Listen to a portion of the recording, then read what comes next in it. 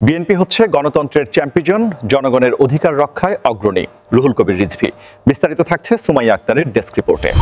BNP হচ্ছে গণতন্ত্রের champion রাজনৈতিক দল। রিজভী। বাংলাদেশ জাতীয়তাবাদী দল বিএনপি সবসময় দেশের জনগণের ভোটাধিকার ও গণতন্ত্র পুনরুদ্ধারের আন্দোলনে অগ্রণী ভূমিকা পালন করেছে বলে মন্তব্য করেছেন দলের সিনিয়র যুগ্ম মহাসচিব রুহুল কবির রিজভী আহমেদ। তিনি বলেন, বিএনপি হচ্ছে গণতন্ত্রের চ্যাম্পিয়ন রাজনৈতিক দল। জনগণের অধিকার, মত প্রকাশের স্বাধীনতা এবং আইনের শাসন প্রতিষ্ঠার জন্য বিএনপি সবসময় সংগ্রাম করেছে এবং করবে। মঙ্গলবার 11 নভেম্বর সকালে রাজধানীর নয়াপল্টনে বিএনপির কেন্দ্রীয় কার্যালয়ে এক সংবাদ সম্মেলনে তিনি এসব কথা বলেন।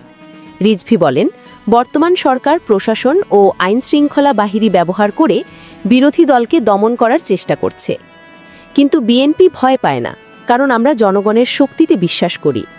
জনগণই হচ্ছে বিএনপির আসল ভরসা। তিনি বলেন, আজ দেশে যে দমন-পীড়ন চলছে তা গণতন্ত্রের জন্য এক অশুভ সংকেত।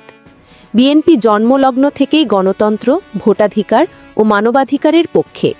তাই আমরা বলি, বিএনপি শুধু একটি রাজনৈতিক দল নয়, এটি বাংলাদেশের গণতান্ত্রিক চেতনার প্রতীক।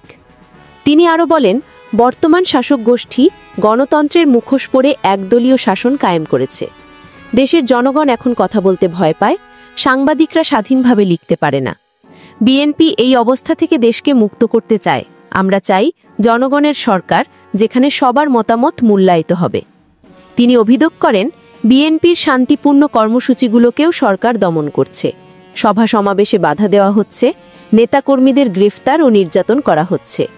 তবুও বিএনপি পিছিয়ে যাবে না। জনগণের গণতান্ত্রিক অধিকার ফিরিয়ে আনতে আমরা শান্তিপূর্ণ আন্দোলন চালিয়ে যাব।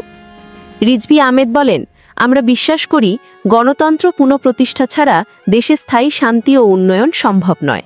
বিএনপির প্রতিষ্ঠাতা শহীদ প্রেসিডেন্ট জিয়াউর রহমান যে বহুদলীয় গণতন্ত্রের সূচনা করেছিলেন, সেটি আজ দমিত।